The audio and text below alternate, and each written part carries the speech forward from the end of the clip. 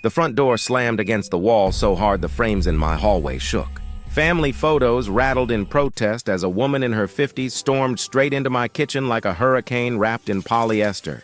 Her face was contorted with righteous fury, and she swung a clipboard through the air like it was a weapon. A shiny HOA president pin glinted on her blazer, catching the afternoon sun filtering through my windows. "This is the third violation this month," she shrieked, her voice slicing through the air like a siren. "Your grass is 0.5 inches too tall. Your garbage cans were visible for 37 minutes past pickup time. And don't even get me started on that eyesore you call a mailbox." I stood frozen at the living room threshold, coffee mug halfway to my lips, watching this stranger strut around my home as if she had the deed in her purse. She brushed her fingers across my countertop, swiping for dust. Then, God help me, actually opened my refrigerator, wrinkling her nose in disgust like a judge about to issue a sentence. "Excuse me," I said, steadying my voice despite the shock pulsing through me. "You need to leave, now." She spun around with the dramatic flair of someone who'd rehearsed this moment in the mirror, her bleached hair whipped over her shoulder like a curtain. "I am Karen Thompson, president of the Willowbrook HOA," she declared, "and I have every right to inspect properties for compliance." As she reached for my phone on the counter, likely planning to snap photos of imaginary violations, I moved forward instinctively. Years of police training took over, and my tone shifted into calm, measured authority, the kind that once de-escalated hostage situations. "Ma'am," I said evenly, "you've just committed a felony. 3 weeks earlier, I'd moved into this peaceful suburban neighborhood, hoping for some quiet after 2 decades on the force. My name's Detective James Morrison, 20 years of service, commendations for excellence, and a simple dream of barbecues, gardening, and weekends without sirens." Karen Thompson clearly had other plans. From the moment I arrived, she zeroed in on me like a heat-seeking missile. The mailbox? 2 inches too low. The driveway? Contaminated by a microscopic oil stain that, according to subsection 12.4 of the HOA guidelines, was a property violation. She even said my American flag wasn't the correct shade of blue. I'd tried being polite, nodding as she rattled off ridiculous infractions that would make a traffic cop roll their eyes. Neighbors had warned me, their voices carrying the weary tone of veterans who'd survived Karen's reign. "That's just Karen," they'd say with a resigned shrug. "She's been president for 5 years. Thinks she runs a military base." I'd dealt with difficult people before. I figured I could handle one overzealous HOA president. But everything changed after the barbecue. That Saturday, I'd hosted a small, friendly cookout. A few neighbors, burgers, classic rock, and good conversation. We wrapped up by 8 p.m., well within noise regulations. Karen showed up at 6:30, tape measure in hand like a building inspector from hell. 4.7 feet, she'd announced triumphantly, measuring the distance between my grill and the property line. HOA regulations clearly require 5 feet. After that, it turned into psychological warfare. Anonymous notes, typed in aggressive all caps, started appearing on my door daily. "Your hedges are asymmetrical. Your doormat is not regulation brown. Your car was parked facing the wrong direction for 14 minutes. She began snapping photos over my fence, flash going off at all hours. One night, I even caught her on a stepladder, peering into my garage like a nosy raccoon in pearls. When confronted, she insisted she was documenting architectural inconsistencies. And then came the gossip campaign. Somehow, neighbors I'd never spoken to already knew about my supposed violations. Karen had created a neighborhood Facebook group dedicated to dissecting my property like a crime scene. She'd even photoshopped images to make my lawn look dead. That fateful afternoon, I was in my backyard replacing a few warped fence boards. It was quiet, methodical work, the kind that cleared the static in my head. I had noise-canceling headphones on, classic rock humming in my ears. I didn't hear the front door, but she did. Karen had been watching, waiting. She saw me head to the backyard, noticed the door was unlocked as I carried lumber in and out. To her, this wasn't my home, it was an opportunity. She slipped in like a thief, quiet in her sensible flats, with the self-righteous swagger of someone who thought the rules didn't apply to them. 45 minutes later, sweaty but satisfied with the fence repair, I came inside for a drink of water and froze. Karen stood at my dining table, bent over like a burglar cataloging loot. My mail, personal letters, bills, even a birthday card from my mother, was spread out in neat little piles. She was photographing everything with her phone. Kitchen drawers were hanging open. My notebook was flipped through. My calendar was exposed. "What exactly do you think you're doing?" I asked, my voice dropping into the same cold register I'd used in interrogation rooms. She straightened, puffing out her chest and clutching that clipboard like a shield. "I'm conducting a lawful HOA inspection. You've been reported for multiple violations, and I have the authority to investigate." "No," I said, pulling out my phone and hitting record. "You have zero authority to enter my home. That's called breaking and entering, Karen. It's also trespassing, invasion of privacy, and depending on what you just photographed, potential for identity theft." She let out a sharp, barking laugh. "Don't be ridiculous." "The HOA charter gives me full inspection rights," Karen snapped, clutching her clipboard like a shield. "It's all perfectly legal." I couldn't help but laugh softly at that, just enough to make her flinch. "Really?" I asked, folding my arms. "Show me where in the HOA charter it says you can enter someone's private residence without consent. Go ahead." "I'll wait."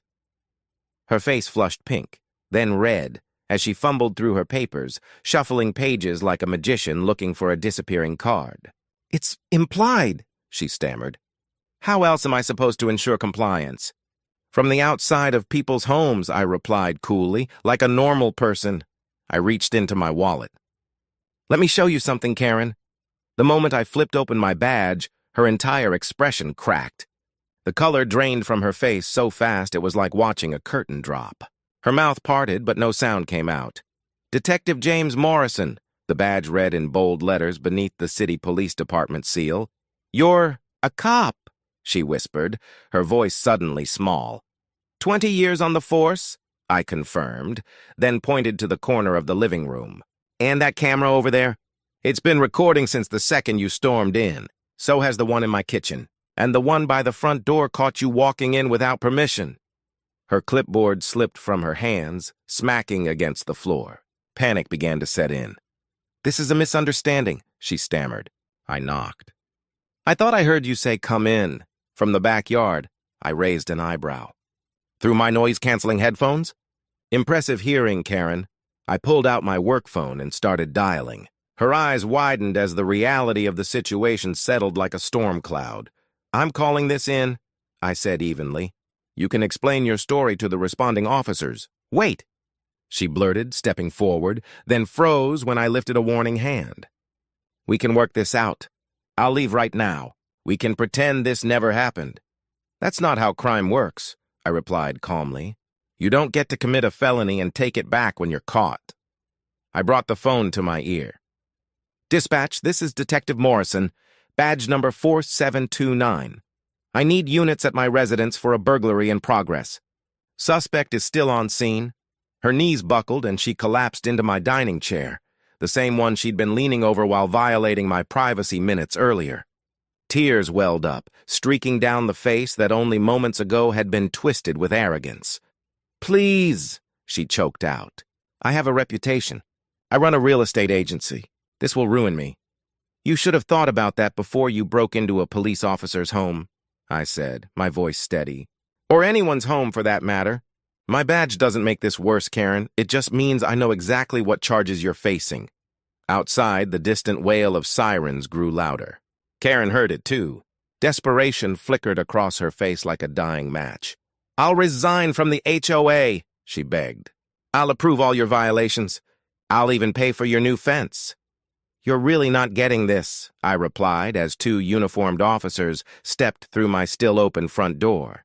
"This isn't about HOA politics anymore. This is about criminal behavior." I gave the responding officers a quick, clear rundown, showing them the security footage on my phone. Their neutral expressions tightened into something between shock and anger as they watched Karen rummaging through my personal mail and drawers. Officer Martinez turned to her, professional but firm. "Ma'am," he said. "I need you to stand up and put your hands behind your back." "You can't arrest me," she shrieked, stumbling to her feet. "I'm the HOA president. I know the mayor. My husband's a lawyer." "Ma'am," Officer Martinez said evenly, producing a pair of handcuffs, "none of that matters right now. You're under arrest for criminal trespass and unlawful entry." The metallic click of the cuffs echoed through my dining room like a gavel. Karen's face twisted between fury and humiliation as Officer Martinez began reading her rights. "You have the right to remain silent. Anything you say can and will be used against you in a court of law." "This is ridiculous," she spat, struggling against the cuffs. "It's his word against mine."